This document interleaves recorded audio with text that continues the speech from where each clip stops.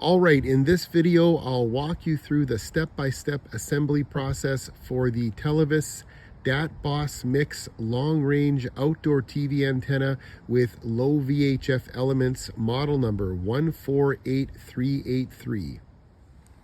I'll do my best to walk you through the assembly step by step and be as detailed as possible.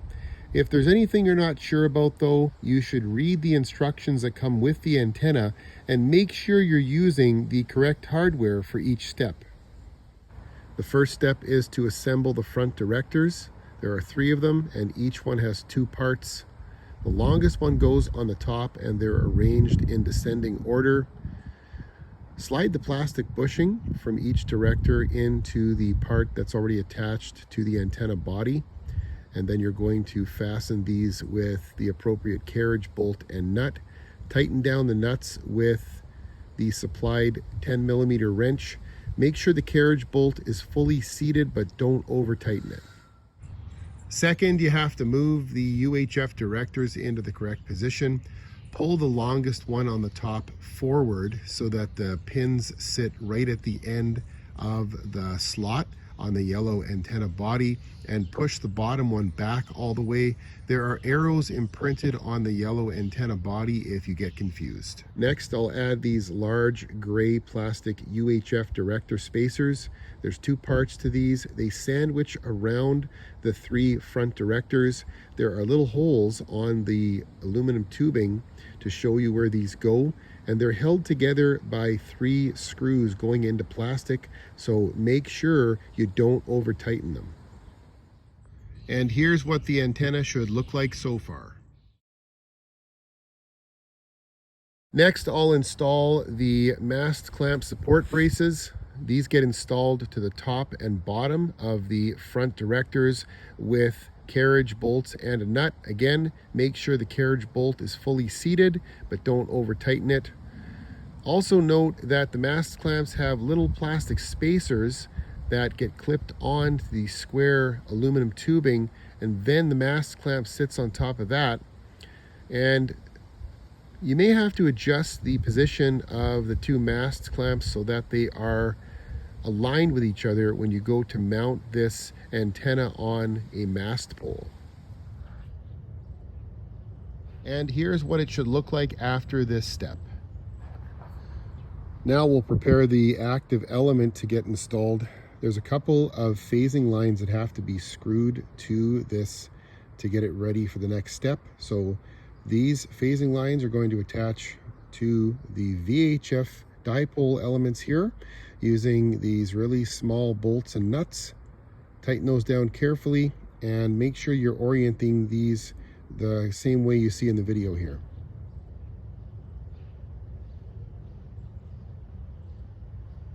Next, we'll install these locking cams on the back part of this whole assembly, and these will get installed in the second hole in from the end. Please take note of the way that these plastic locking cams are oriented in these aluminum clamps, and then sandwich the whole thing around the boom, and it's held together with 1 single bolt that goes into a threaded portion of one of the clamps, and tighten it down with the 10mm wrench. Next, we can pop in the UHF reflectors. These are the ones that are more square shaped. Pay attention to the finished ends and the open ends. The open ends are going to slide into the locking cams, and then snap that black plastic clip down to hold those in place.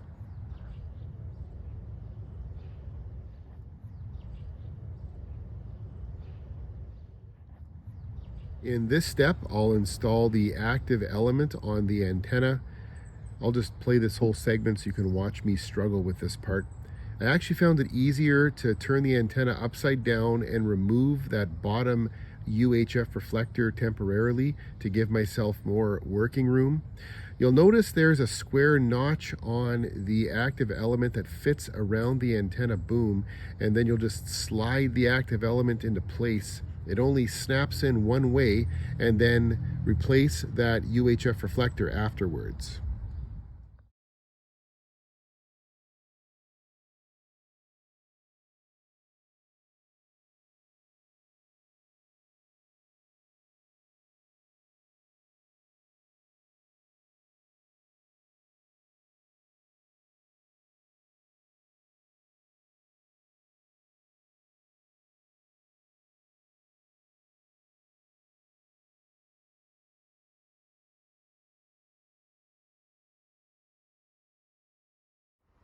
An important side note, the phasing lines for the VHF elements have this black shrink wrap applied to them for a reason. It's because these bars cannot touch any other metal on the antenna, or it might short out that part of the signal. I added a little extra electrical tape on mine for insurance. Next, we'll install these locking cams on the back part of this whole assembly, and these will get installed in the second hole in from the end. Please take note of the way that these plastic locking cams are oriented in these aluminum clamps, and then sandwich the whole thing around the boom, and it's held together with one single bolt that goes into a threaded portion of one of the clamps, and tighten it down with the 10mm wrench. Next, we'll add in these yellow plastic insulators on the front and back of this rear boom. There are 2 of them on each end. The square notches sit around the aluminum tubing, and they're held together with a single bolt and a nut. Make sure you're using the correct nuts for this part of the assembly. It's the shiny nuts, not the ones with the lock washer flange on them.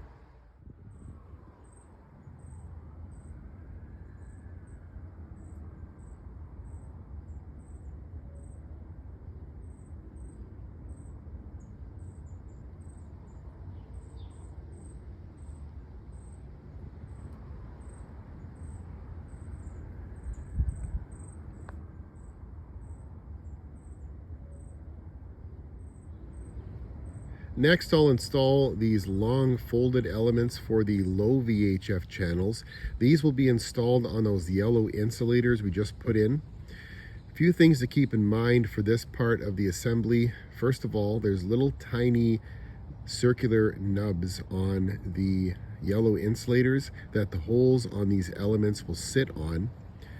And you're going to use these metal bridging bars to tie these elements together on the back end, as you see here.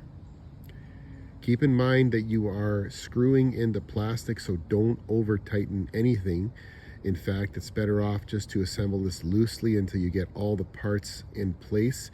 Then you can tighten the screws down. On the front end, you're going to use only a single bridging bar on the top part of these elements. The bottom of these elements will be left open. You'll complete that in a later step. Now we'll connect the 2 parts of this antenna together. I'm also doing the best I can to block the shot here. The plastic bushing on the back part goes into the tubing on the front part. Just make sure that you orient the rear part of the antenna correctly. The open ends of the low VHF elements should face downward, so you can connect the phasing lines properly in the next step. Then take these rectangular clamps, sandwich them around the whole assembly, and tighten it together with a carriage bolt and nut.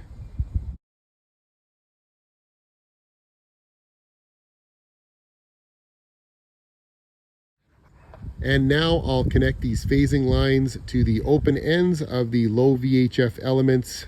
To do this, I had to gently flex these lines down into position so they are on the underside of the antenna. And I just turned the antenna over here for clarity so you can see what I'm doing.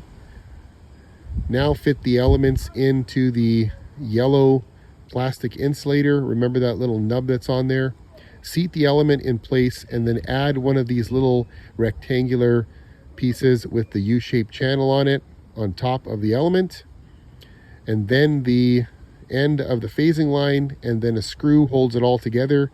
Remember, you're screwing into plastic, so don't over tighten this, and repeat the same process for the other phasing line.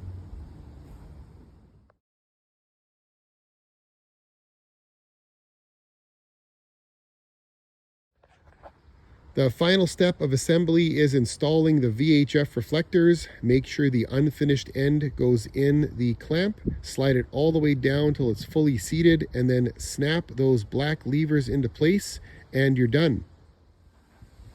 Be sure to watch my full review of this antenna. When that video is ready, I'll put a link in the description.